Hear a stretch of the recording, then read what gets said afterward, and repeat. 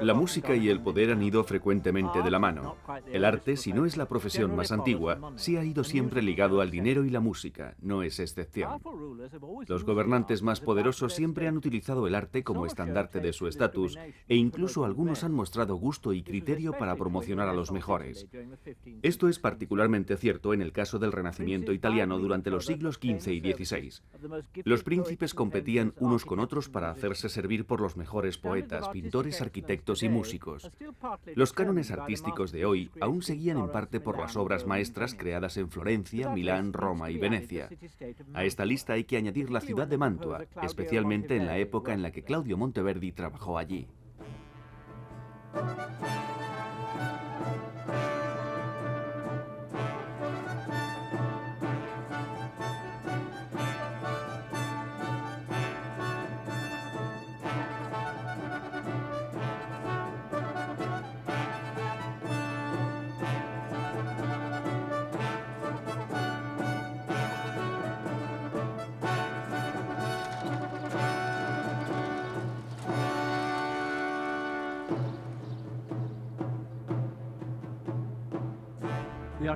Los éxitos artísticos alcanzados por Mantua podrían igualar a los de cualquier otra ciudad. Entre 1500 y 1600, la capital de Mantua fue inspirada y entretenida por algunos de los compositores, músicos y cantantes más dotados de Europa.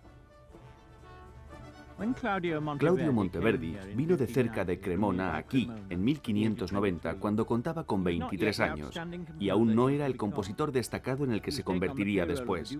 Empezó como violista para el duque de Mantua. La familia gobernante de Mantua eran los Gonzaga.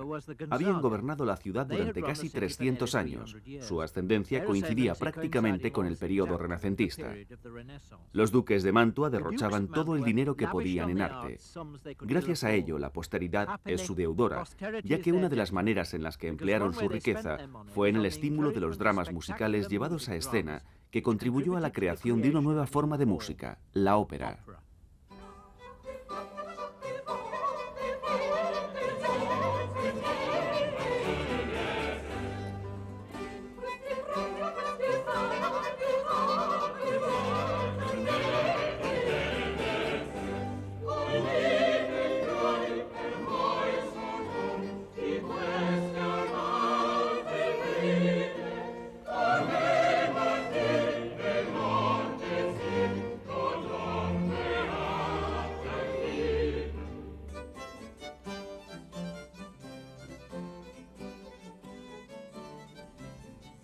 Para entender por qué en un periodo de depresión económica un pequeño y políticamente débil estado de Italia hubiera hecho una contribución tan importante a la historia de la música, hay que adentrarse en la historia de Mantua.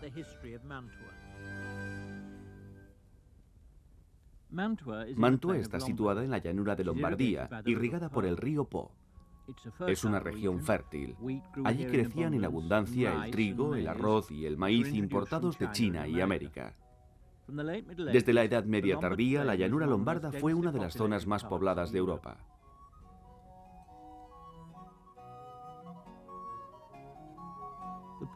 El Po y su afluente, el Mincio, forman un lago alrededor de Mantua, y allí hicieron un importante puerto interior al mismo tiempo que una fortaleza fácilmente defendible.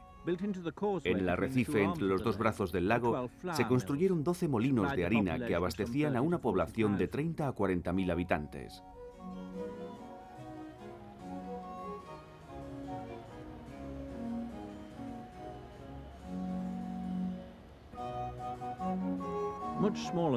Mucho más pequeña que las ciudades de Florencia, Milán o Venecia, Mantua estaba bien ubicada para enfrentar la una a la otra. Muy pronto los Gonzaga se hicieron mercenarios para sus vecinos más poderosos, aumentando la prosperidad de Mantua.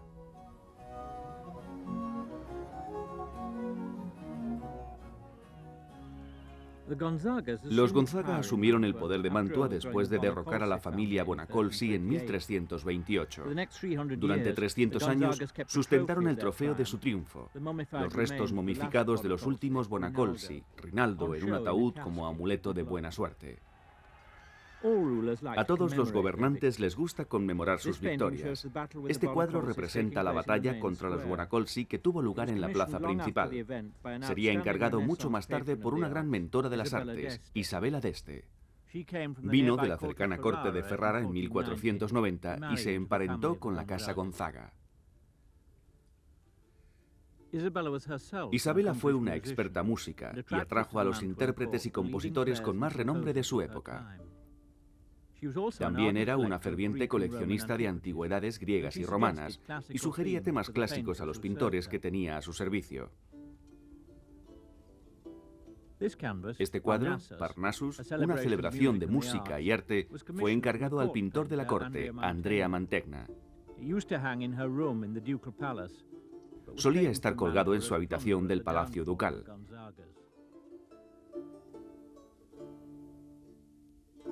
La habitación de Isabela permanece hoy intacta, exceptuando los grandes cuadros.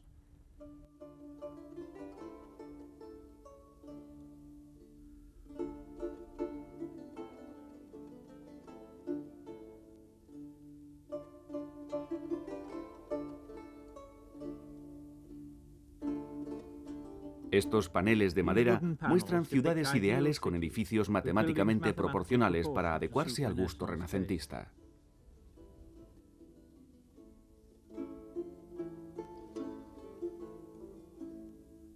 Durante la Edad de Oro de Isabela d'Este, Mantua fue dignificada con la construcción de la iglesia de Sant'Andrea, diseñada por uno de los más grandes arquitectos, Alberti. Alberti resumía el espíritu de confianza del Renacimiento con estas palabras: con su inteligencia, razón y memoria, el hombre es como un dios inmortal. Muchos príncipes se hicieron eco de este sentimiento de exaltación. Sin embargo, el arte puede servir para propósitos más mundanos, como nos explica el historiador profesor Geoffrey Parker. Si eres un gobernante italiano, ¿cómo estimas tu nivel frente a otros gobernantes? Especialmente por la magnificencia de la vida que llevas. Y eso se contabiliza con el número de buenos músicos que patrocinas, el número de grandes autores que viven en tu corte, el número de artistas de excelencia que pueden pintar el esplendor de tu dinastía en el pasado. Eso es lo que los Gonzaga buscaban, representar sus logros en un gran lienzo. Esta pintura de Mantegna representa al marido de Isabela dando gracias por una conquista militar.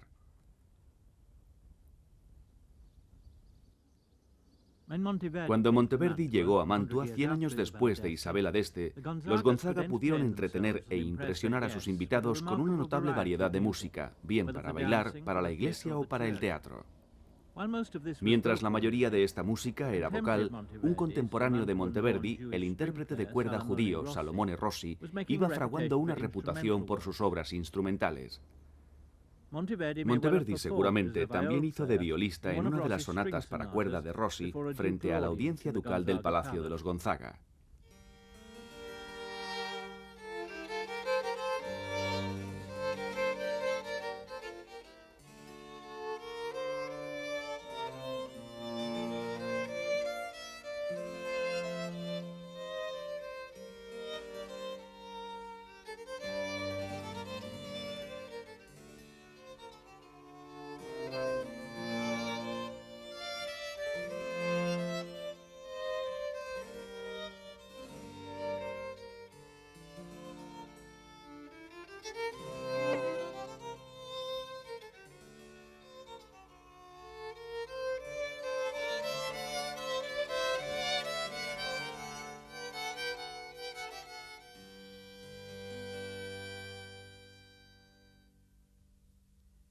En el tiempo de Monteverdi, el centro musical más importante de Mantua era la iglesia de Santa Bárbara, en el recinto del Palacio Ducal.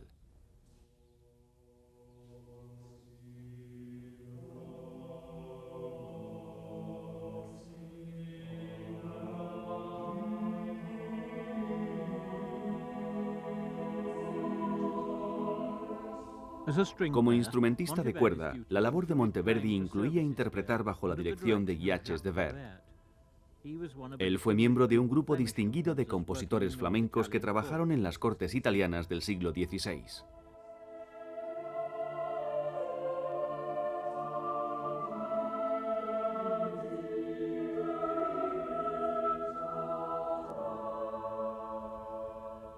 Aunque Santa Bárbara fue la santa patrona de la guerra y la arquitectura, la más considerada era la música. El doctor Ian Fenlon ha realizado un estudio especial de la música en Mantua. Una de las características más interesantes de este edificio es que fue diseñado desde el principio pensando en interpretar música en él. Hay 4 sitios en la iglesia donde los músicos podían tocar.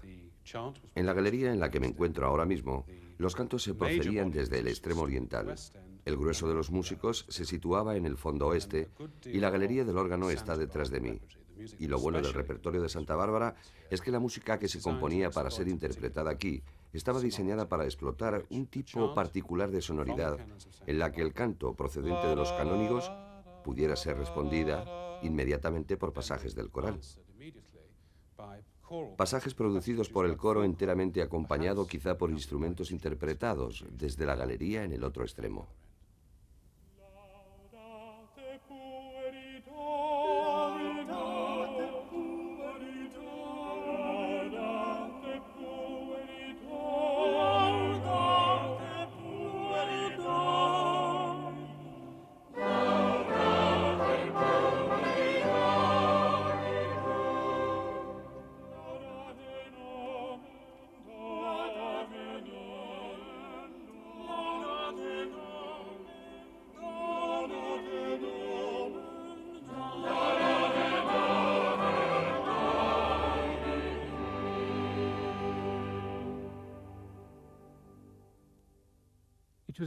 Fue el nieto de Isabela d'Este, el duque Guglielmo Gonzaga, quien impulsó la construcción de Santa Bárbara. Guglielmo había heredado el semblante de los Gonzaga, labios gruesos, quijada prominente y una cierta tendencia a cargar los hombros. Hombre devoto, escribió música y se carteaba con compositores. Su hijo y heredero, llamado Vincenzo, trajo Monteverdi a Mantua. Vincenzo era sensual y reflexivo, amante del teatro y de las cantantes femeninas. Así como Guglielmo fue el gobernante ideal, Vincenzo era la norma. Una milla o así, más allá del Palacio Ducal, se encontraba la casa de placeres de Vincenzo Gonzaga, el Palazzo del Té.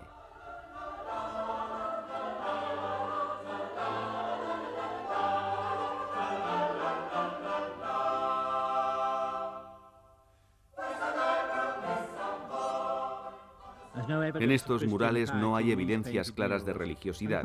Probablemente tampoco la hubiera en la música que aquí se interpretaba, que serían más bien madrigales que música solemne eclesiástica, aunque la corte de los Gonzaga sobresalía en ambas.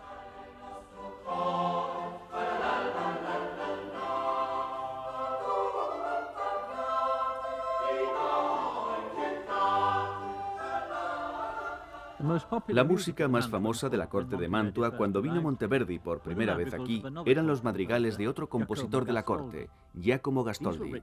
Estos se escribieron con el fin de ser bailados y cantados y generalmente se publicaban.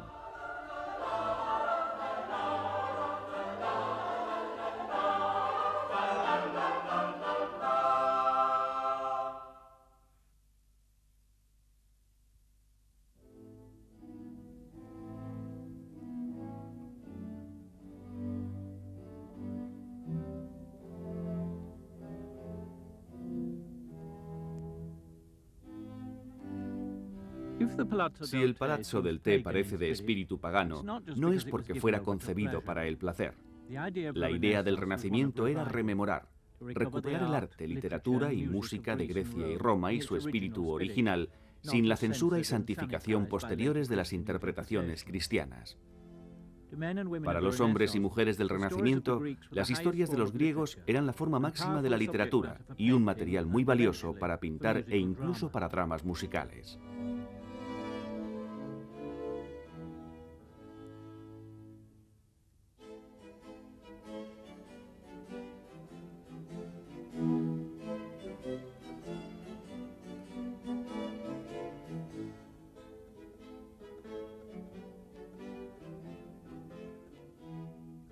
Estos murales fueron pintados por Giulio Romano, el único artista renacentista que nombraría Shakespeare.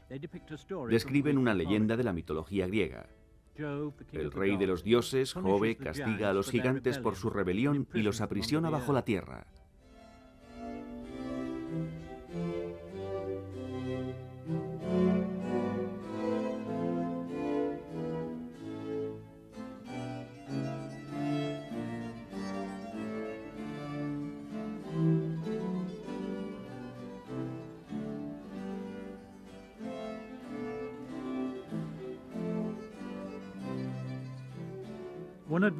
Una ventaja que tenían los artistas renacentistas al tratar temas clásicos y de la mitología era que eso les permitía eludir las restricciones y censuras que habían caracterizado el arte cristiano de la Edad Media.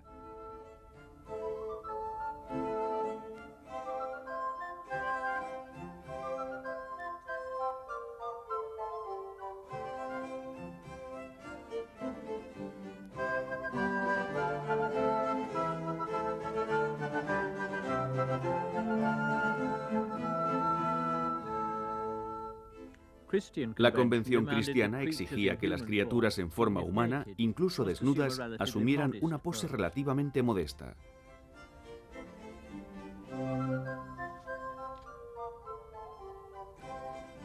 Los sátiros, mitad cabra, mitad hombre, y los dioses metamorfoseados no tenían esa desventaja.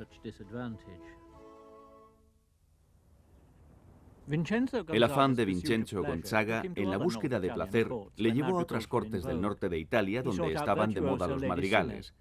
Buscó cantantes virtuosas y estableció un grupo de canto en Mantua. Sus motivos pueden no haber sido meramente artísticos cuando intentó contratar a una cantante adolescente, Caterina Martinelli. Su padre insistió en que no debía vivir en palacio, sino en Mantua, en la casa de Monteverdi, donde la mujer del compositor pudiera servirle de profesora y acompañante. Las grandes aptitudes de cantantes, como Caterina, inspiraron a Monteverdi para escribir algunos de sus mejores madrigales en los que al menos 2 de las 5 voces eran sopranos. El tema de estas canciones solía ser el amor y el sexo, aunque el sexo nunca era mencionado específicamente. El éxtasis sexual, por ejemplo, se expresaba con el verbo morir, como en el madrigal de Monteverdi titulado «Sic io vorrei morire».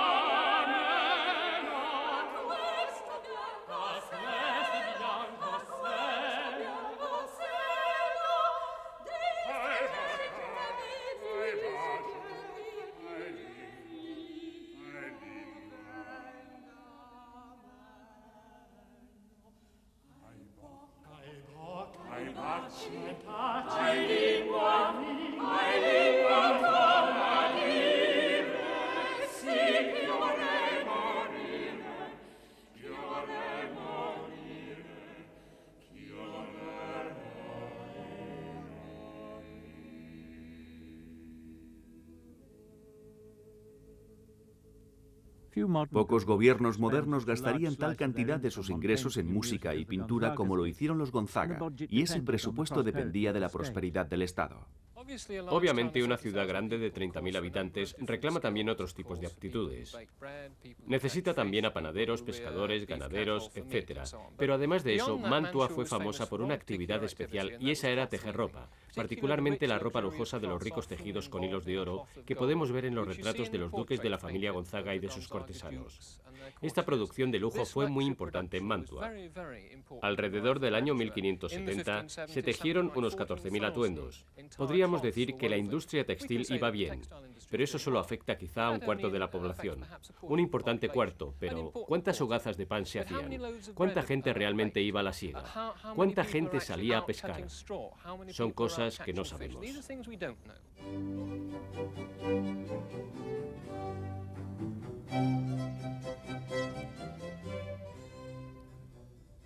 También sabemos muy poco de la vida diaria de Mantua. Estos murales solo nos dan una idea.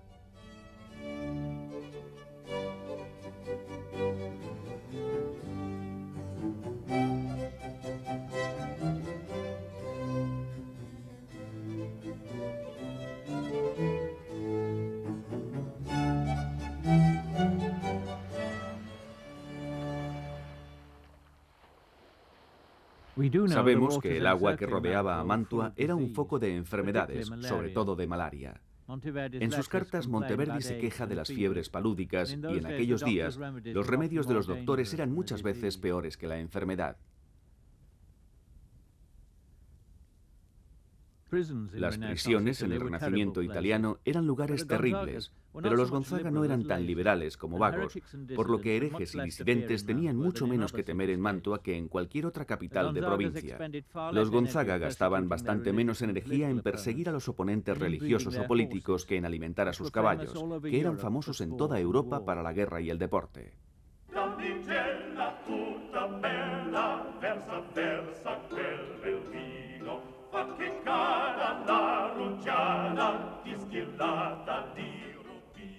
En cierto momento se documentó de los Gonzaga haber tenido 1.600 soldados de caballería, y cuando Vincenzo emprendió la batalla llevó consigo 50 arqueros como guardaespaldas personales. Esta es la habitación del Palacio Ducal donde los arqueros se alojaban. Estos inusuales frescos nos dan una idea sobre cómo pasaban su tiempo libre sus habitantes. No puedes escuchar música cada noche, toda la noche. Juegos. Creo que era la actividad más común para una tarde de invierno. Juegos de cartas, de dados, encabezados por el duque Vincenzo. Una noche perdió 50.000 coronas de una vez. Eso es más de lo que se gastó en la batalla de Hungría. Además, había unos juegos curiosos que consistían en la identificación de caballos. No es que suene muy prometedor, pero la idea era que había una cortina que tapaba parcialmente un caballo, de modo que se viera bien la cerneja, el hocico, la cola, y uno tenía que adivinar de qué caballo se trataba. Naturalmente había apuestas de por medio, y el que acertaba se lo llevaba todo.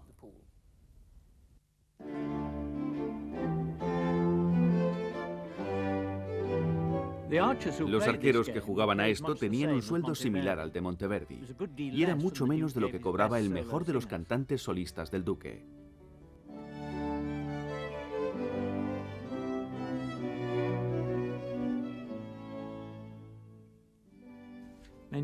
Mantener una fuerza de caballería ya era bastante caro en tiempos de paz. En guerra podía ser ruinoso. Una razón que obligaba a Vincenzo a recaudar fondos era afrontar las expediciones a Hungría para luchar contra los invasores turcos. En parte lo hizo por vanidad.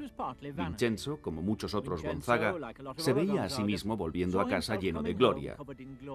Y sin embargo, esas expediciones eran forzosas. Los Gonzaga eran duques del Sacro Imperio Romano, así que cuando el emperador convocaba, Vincenzo, como vasallo, debía acudir.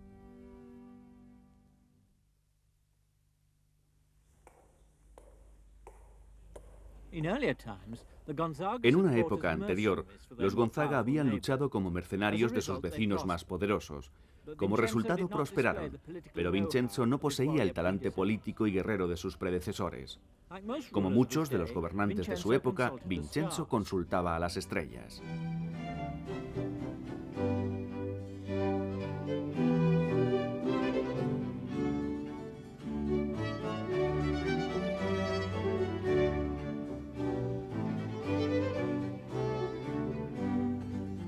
También era aficionado a la magia y la alquimia, pero la astrología no le sirvió de ayuda frente a la ciencia militar turca y las bombas químicas diseñadas por Castivanos tampoco le ayudaron mucho. Una serie de campañas fútiles minó rápidamente la prosperidad de Mantua. Vincenzo nunca supo ahorrar. En su coronación ganó fácil popularidad perdonando la mitad de los impuestos sobre el vino. Cavó otro agujero en su renta construyéndose un palacio de placer en un lago cercano. En ocasión de una boda dinástica, montó una regata naval. Cualquier festividad era buena excusa para actuaciones de teatro, espectáculos y obras pastorales con música, baile y más tarde ópera. En los carnavales de 1607 le pagaron a Monteverdi por componer un drama musical basado en la leyenda griega de Orfeo, cuyo canto podía encantar a todas las criaturas. Sabemos que Orfeo fue representada por primera vez aquí, en Palacio, pero no sabemos en cuál de las 500 habitaciones. La ópera comienza con una fanfarria.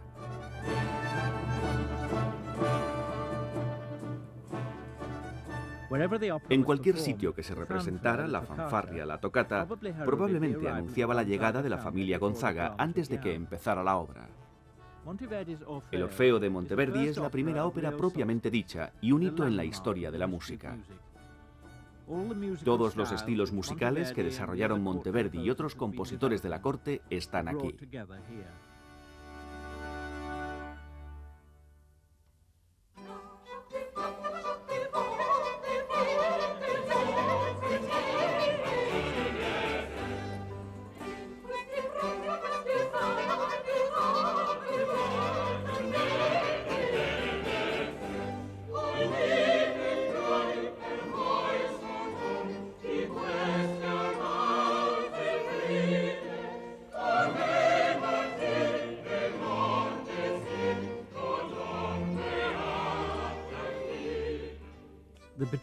Los esponsales de Orfeo y Eurídice se presentan como una escena de danza pastoril típica de los recreos teatrales que gustaban a Vincenzo y sus cortesanos.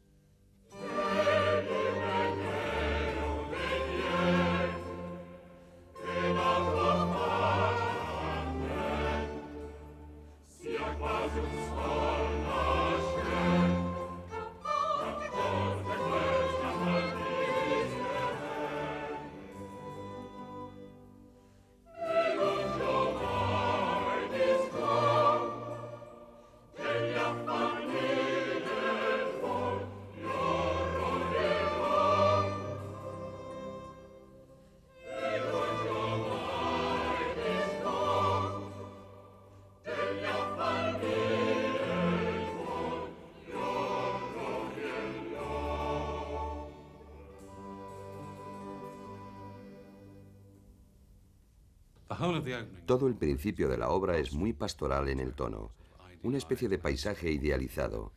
Se podría pensar en un cuadro de Puccini, quizá.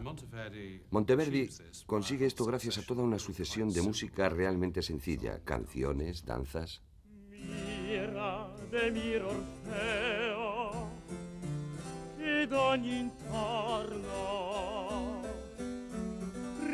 Del bosco e ride il prato, segui pur col pletra orrato, da dolci l'aria in si beato giorno.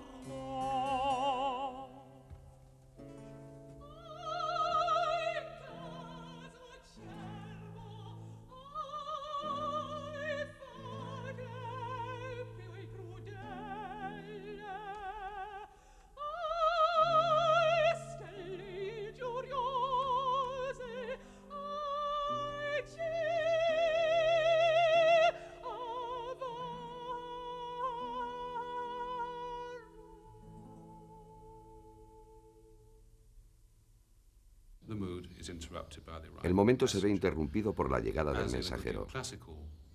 Como en un buen drama clásico, la muerte ha tomado la escena y el mensajero trae malas noticias.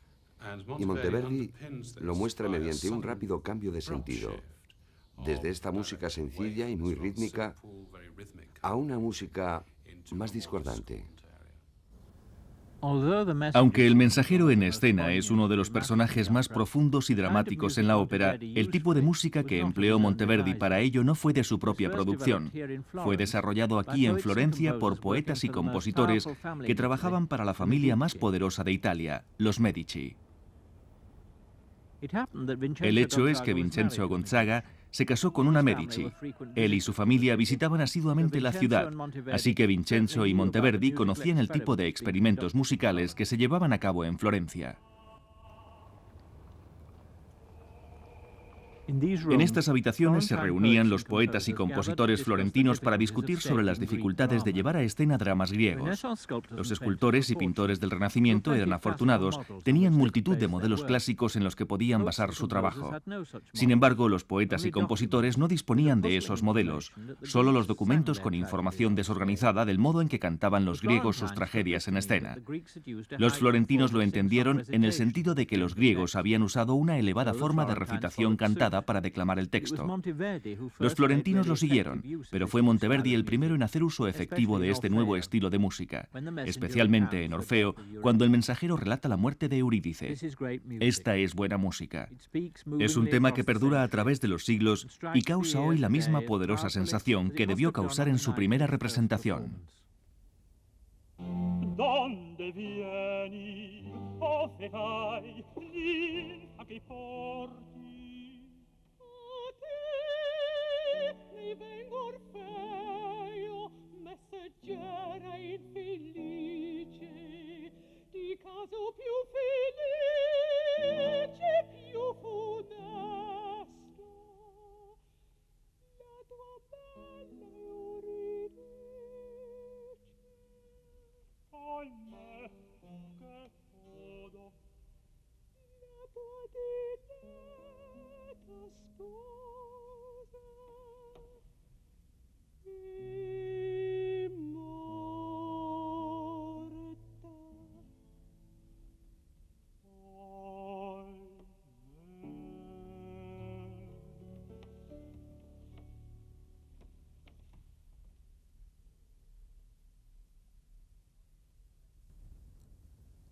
Parte del éxito de Orfeo se debe a los recursos orquestales de Monteverdi. Diferentes combinaciones de cuerdas, con arco y pizzicato, instrumentos de madera, metal, clavicémbalo y un órgano de lengüeta componen una variedad de tonos. Con el órgano y los efectos de eco de varios instrumentos, el compositor sugiere un infierno cavernoso.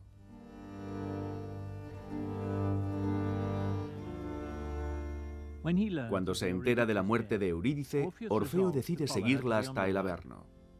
Tuvo que utilizar todo su talento musical para persuadir al barquero infernal para que le llevara allí. Este papel fue escrito para uno de los cantantes más dotados de su época.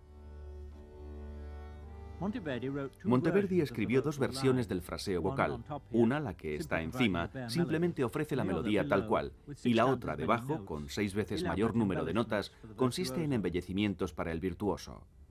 Esta aria es el clímax emocional y musical de la obra.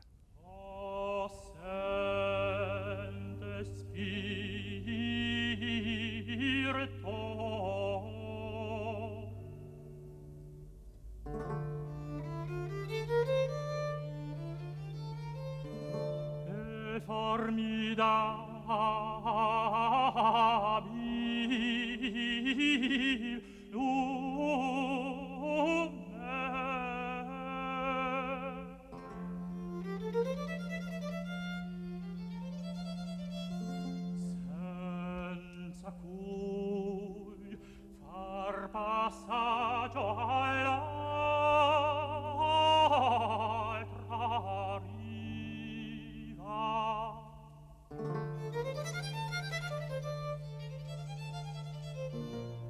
Alma dal corpo sciolta in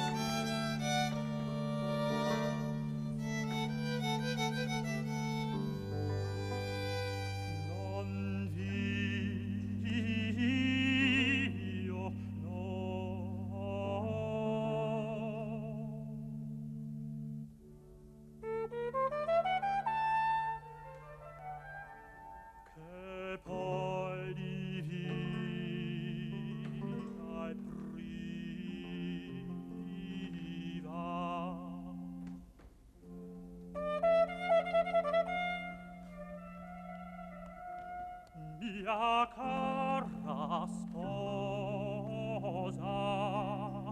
il cor non è più meo.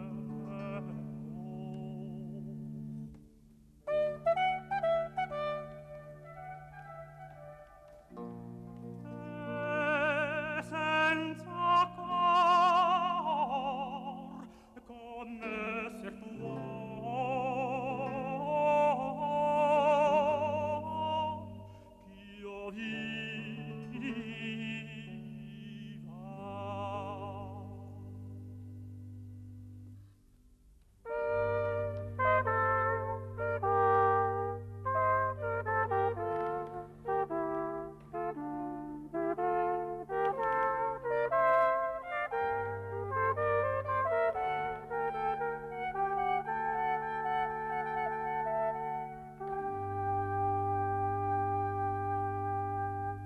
En el mito tradicional, Orfeo es inconsolable al haber perdido a Eurídice. Renuncia al amor de las mujeres y es castigado por las locas seguidoras del dios Dionisos. Sin embargo, la ópera de Monteverdi acaba triunfalmente con el dios Apolo llevándose a Orfeo al cielo. Creo que el final de la obra es muy raro. El libreto que conocemos tenía la audiencia en la primera representación. Ofrece el clásico final feliz de la historia. La partitura de Monteverdi, que fue publicada justo un par de años después de su primera representación, ofrece un final diferente en el que Apolo desciende y lleva a Orfeo hasta los dioses. A mi juicio, hay una serie de razones para creerlo. El final que tenemos en la partitura representa una versión que Monteverdi escribió para representarla en ocasión de una visita relacionada con la boda concertada de los Gonzaga, para lo cual, por supuesto, un final trágico habría sido tremendamente inapropiado.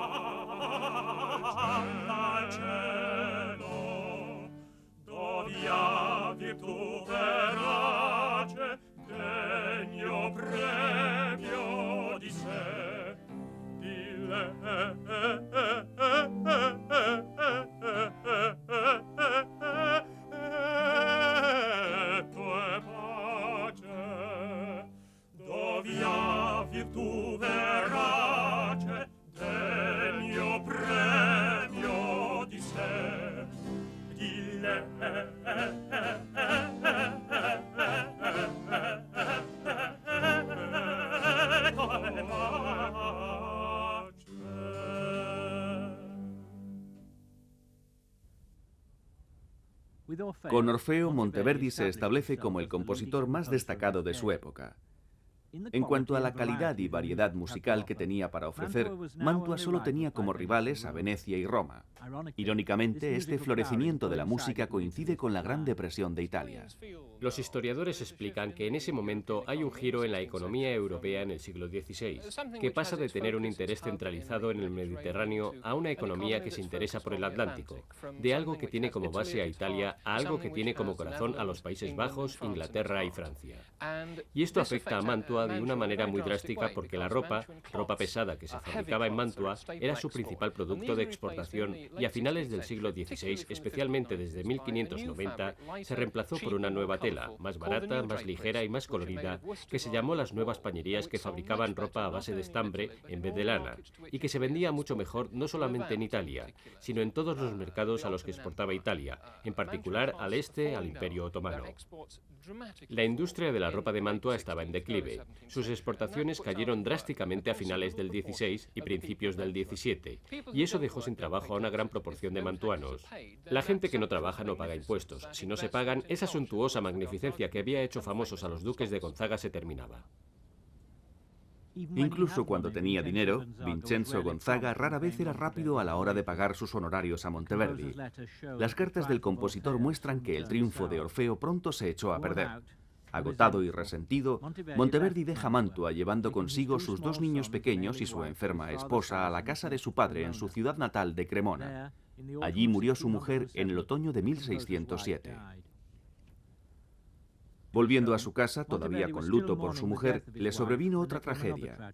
La joven prima donna Caterina Martinelli, que había vivido en casa de Monteverdi durante 3 años, en parte para evitar el acoso de Vincenzo, muere de repente de viruela. Murió apenas unos días antes de la fecha en la que iba a hacer el papel principal de la segunda ópera de Monteverdi, Ariadna, que había sido encargada como parte de las celebraciones que conmemorarían la boda del heredero de Vincenzo, Francesco Gonzaga. De esta ópera solo se conserva el lamento central. Abandonada por el hombre al que ama, Ariadna intenta ahogarse. Rescatada por unos pescadores, ella canta su lamento.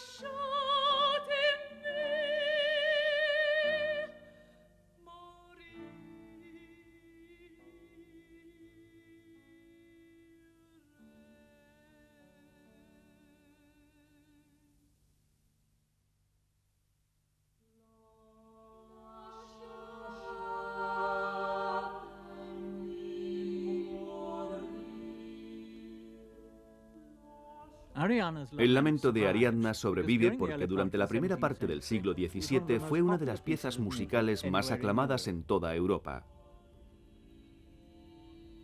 Al compositor mismo le gustaba tanto que escribió una versión en madrigal para 5 voces.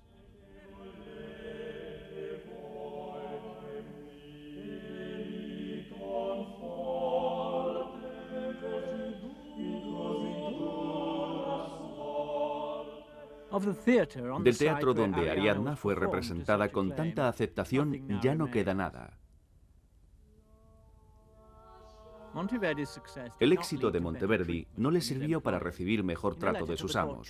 En una carta al canciller de la corte se describe como un desafortunado en Mantua. Se queja de no recibir el permiso que se le había prometido a raíz de la muerte de su mujer, y estaba especialmente enfadado porque músicos de menor categoría que él eran premiados más generosamente por su trabajo. Rogó al canciller que le encontrara una manera digna de dejar el servicio del duque, pero no lo consiguió. Monteverdi obtuvo un aumento de salario y nada más. Está muy claro que Monteverdi estaba intentando encontrar un amo mejor. En 1610 publicó su obra maestra de música sacra, su versión de las vísperas. Está dedicada al Papa. La música está escrita en una variedad de estilos, como si quisiera demostrar todas las técnicas en las que era experto. La primera interpretación fue probablemente aquí, en la magnífica iglesia de Santa Andrea de Alberti. La obertura musical combina el tradicional canto y fanfarria en un modo que debió dejar atónito a todo el que lo oyera esa primera vez.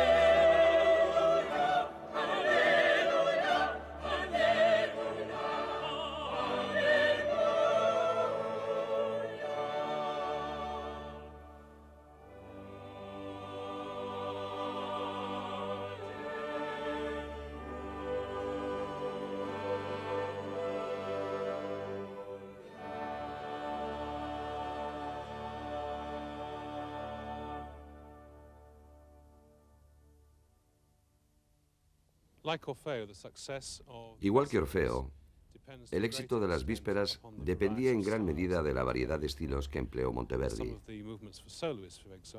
En muchos movimientos para solistas, por ejemplo, hay un tipo de música que viene directamente de la corte principesca. Es muy secular en sentimiento. Las palabras de Tressun se refieren a la Trinidad, y esto le da a Monteverdi un punto de partida para la obra. La escribe para 3 tenores acompañados de 3 laúdes.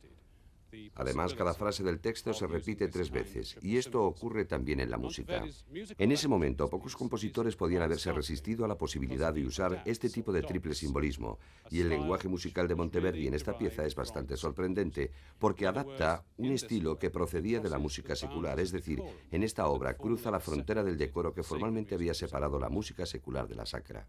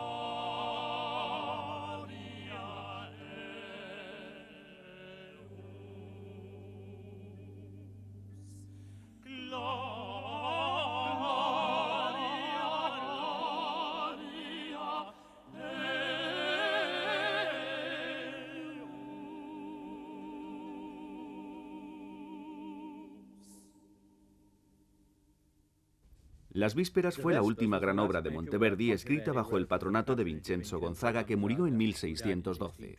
Sus hijos preferían gastar su dinero en albañiles más que en músicos. Derrocharon una fortuna en la construcción de La Favorita, a un par de millas de Mantua. Solo queda en pie una pequeña porción del original. En la medida que podemos apreciarlo, los duques de Gonzaga no prestaron ninguna atención a su economía, siempre que siguieran recibiendo impuestos. Siempre que pudieran cazar, practicar cetrería y escuchar buena música, no parecían preocuparse demasiado. No hay ninguna evidencia de un plan económico de los duques de Mantua. No estoy seguro si uno podría esperar esto. Muy pocos gobiernos en la temprana Europa moderna tuvieron el sentido económico de los gobiernos actuales. No es algo que les ocurriera, eran como los aristócratas, que no se preocupan si tienen deudas. Preocuparse es una cualidad burguesa. Es la clase media la que se preocupa por sus deudas, y los Gonzaga eran verdaderos nobles. No se preocupaban si sus gastos eran mayores que sus ingresos, y generalmente así era. Cuando muere Vincenzo en 1612, debe más de 1 millón de coronas, y por eso la colección de arte de los Gonzaga tiene que ser vendida a Inglaterra para incrementar los fondos. Primero venden sus títulos, después las tierras, y al final, en 1626, venden su colección de arte. Si hubieran podido, habrían vendido también a Monteverdi. Pero los Gonzaga no pudieron vender los frescos de las paredes. Quedaron para recordar qué magníficos patrones podían ser los príncipes del Renacimiento.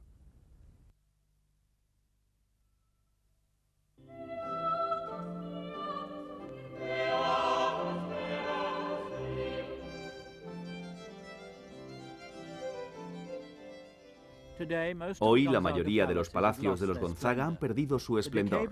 El declive empezó cuando la familia se quedó sin hijos. Varios príncipes europeos expusieron el caso a los duques y Mantua fue saqueada. Monteverdi seguramente vio venir la catástrofe. Enseguida dejó el servicio ducal en 1612, antes justo del desastre. Los Gonzaga intentaron más de una vez que el compositor volviera a Mantua. Nunca lo consiguieron. Aunque Monteverdi escribió música para varias ocasiones especiales de la corte de Mantua, nunca volvió. Monteverdi vivió sus últimos 30 años en Venecia, seguro en un puesto al servicio de uno de los mentores más importantes del Renacimiento y que nunca fue a la bancarrota, la Iglesia.